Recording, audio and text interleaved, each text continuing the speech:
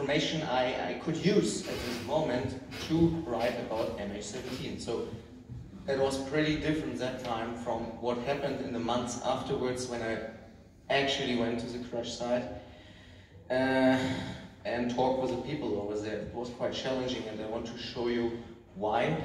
But let us start first with my first page when I recently visited Professor Alfred de Sayers in Geneva, a high-rank United Nations official who conducted many investigations on behalf of the General Assembly of the United Nations.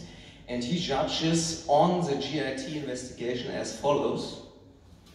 Ich war nie ganz von der Methodologie begeistert. I was never so much convinced about the methods of the investigation.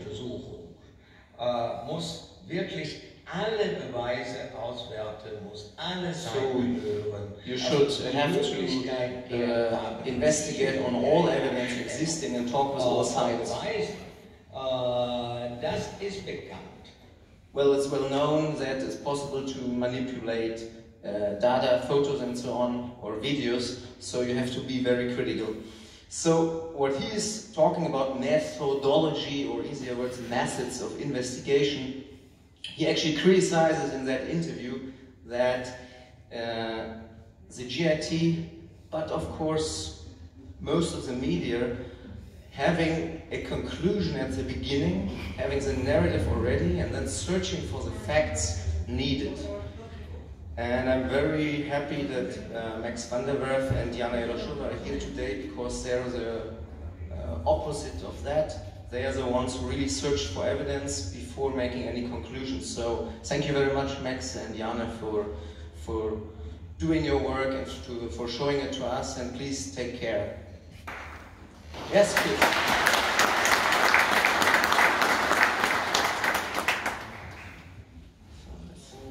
Okay, maybe stop. So, about my methodology,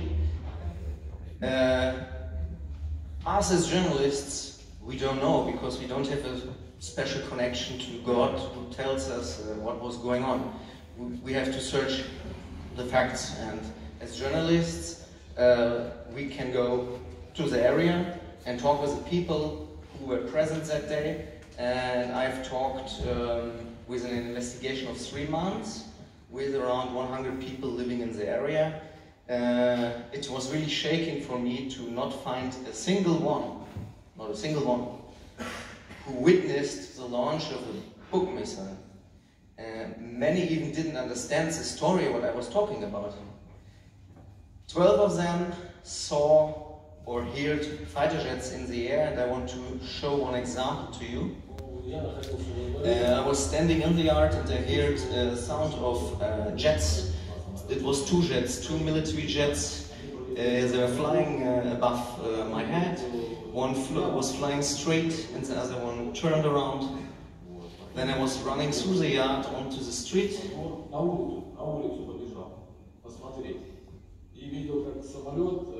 I was running to the street and I saw far away a plane launching a missile. And then the plane was falling down from the sky. One part was falling directly to the ground, the rest was continue flying. Okay, next page please. Okay, let's go back, maybe we missed one. I think there's a picture in between. One, back, not forwards, back. So there's a picture missing in between, so bad. One further. Methodologie. No, just continue, please. I don't know why a picture is missing in between. So sad. Okay, maybe it comes later on. So the next step of my investigation was to talk about what I've seen on the crash site, because I saw the wreckage, I make pictures, I talk with people and so on, to find those who were able to judge on it.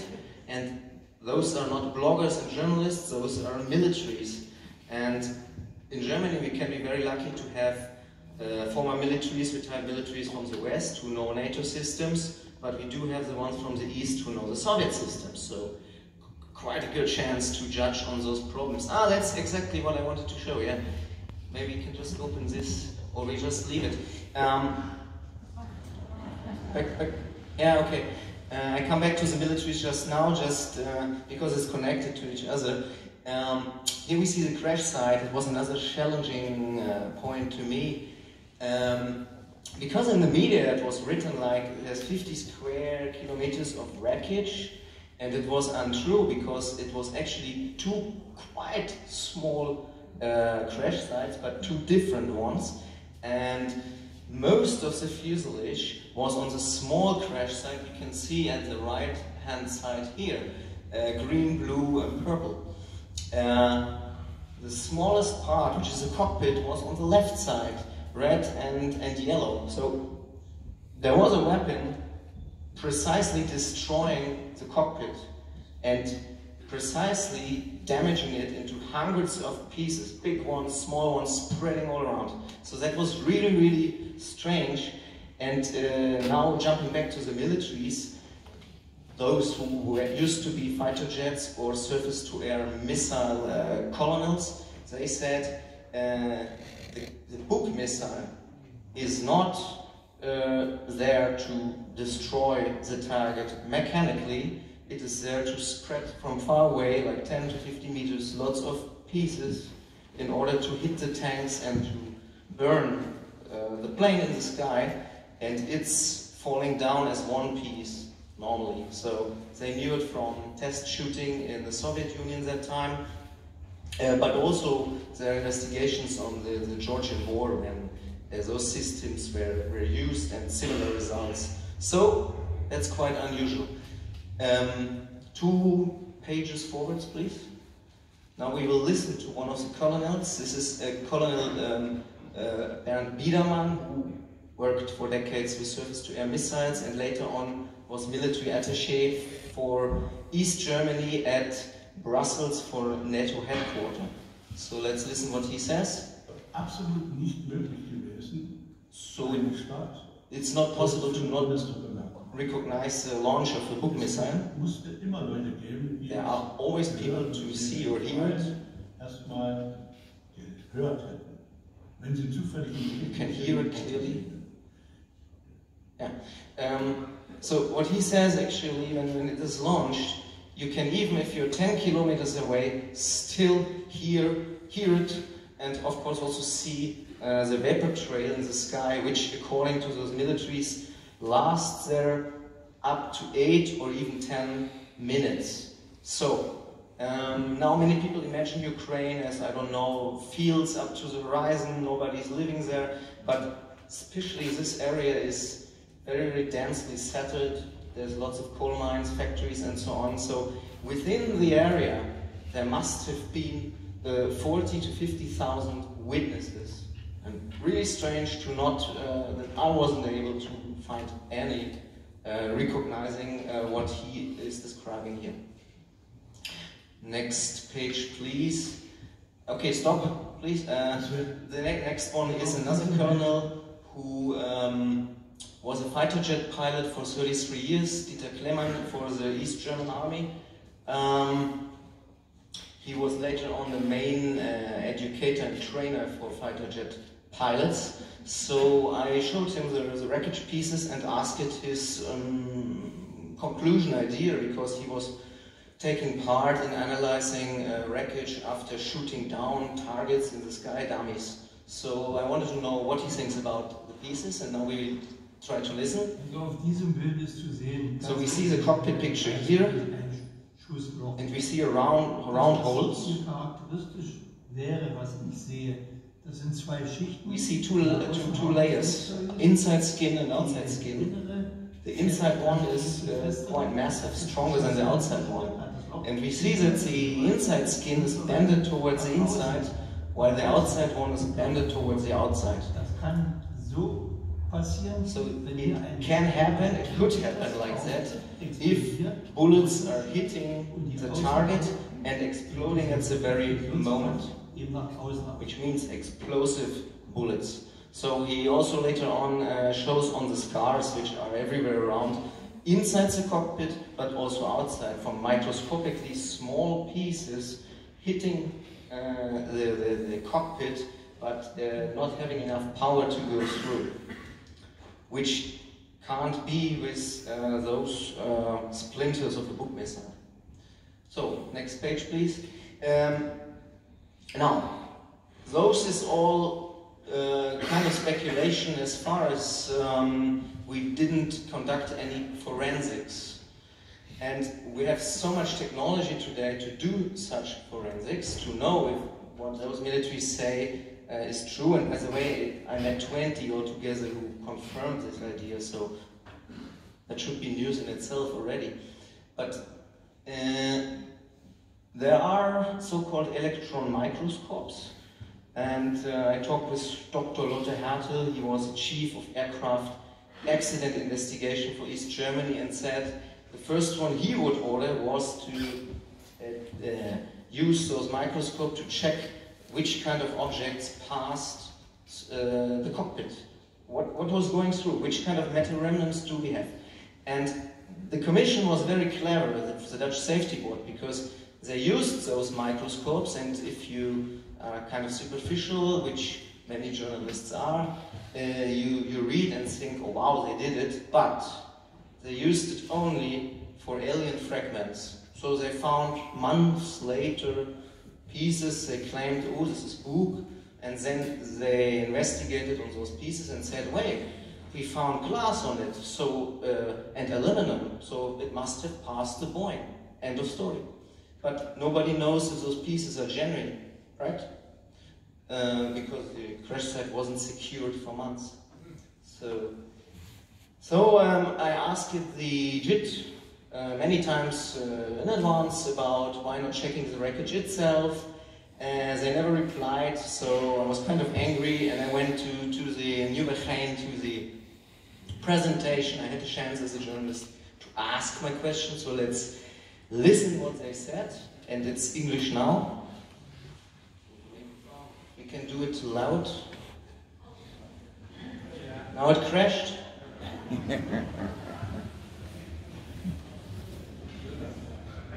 So it's not a conspiracy now.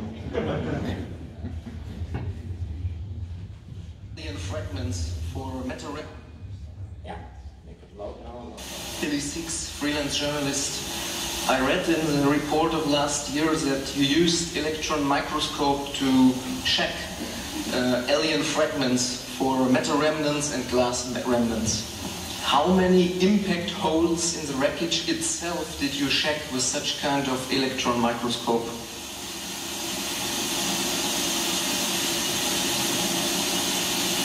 Zo'n specifieke informatie is hier niet bekend. We don't have such specific information, so we'd have to check, but I can't answer the question from here.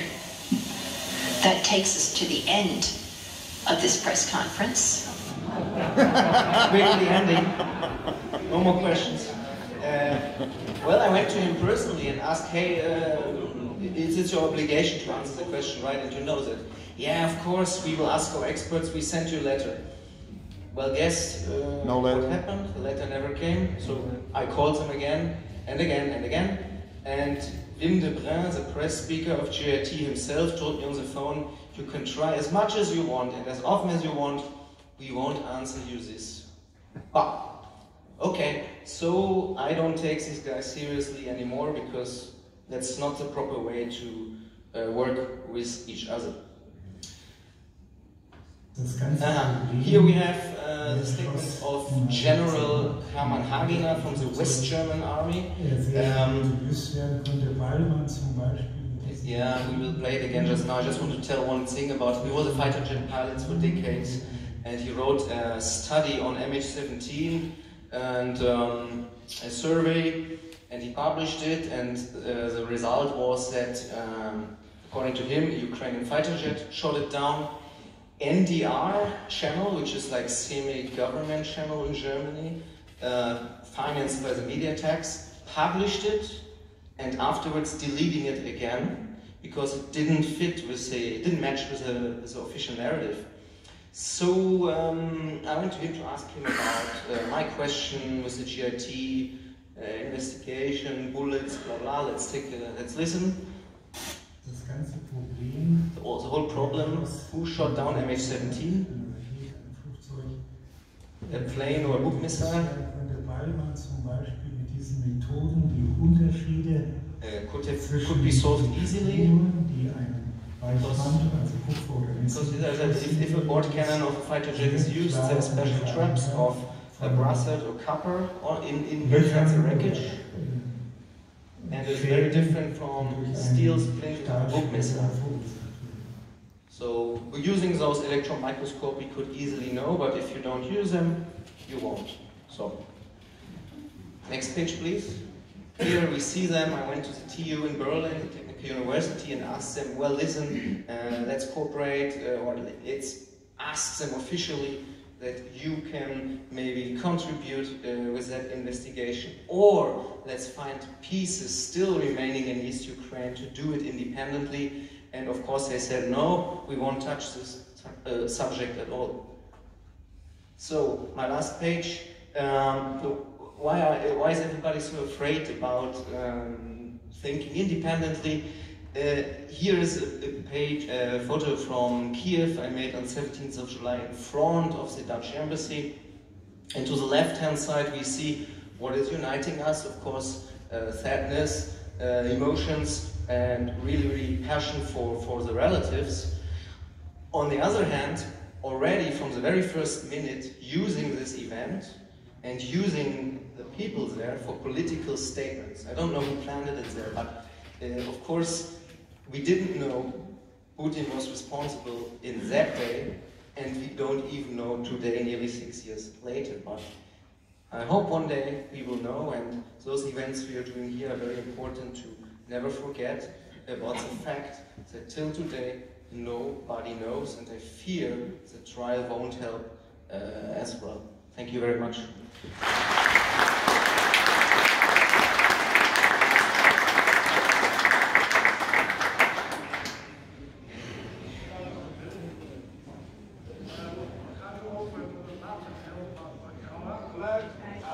We gaan nu over tot het laatste gedeelte van het programma. Daarin kunnen de vragen gesteld worden aan de verschillende sprekers. Voor het beeld en het geluid is het het meest praktisch dat wanneer de vraag gesteld is aan een van de sprekers, dat de spreker even hier naar voren komt om antwoord te geven. Een van de vragen die al aan mij gesteld werden, dat is van wat nu precies de gelekte documenten waren die gisteren in Den Haag zijn gepresenteerd van Bonanza Media. Dus ik weet niet of een van de sprekers van vandaag toch wil antwoorden, of dat we misschien toch Max of Jana kunnen vragen om nog heel kort toelichting te geven. Madeleine loopt met een microfoon door de zaal, dus de vraag is, zijn er mensen die nog een vraag hebben aan een van onze 4 sprekers vandaag? Madeleine hier in het midden.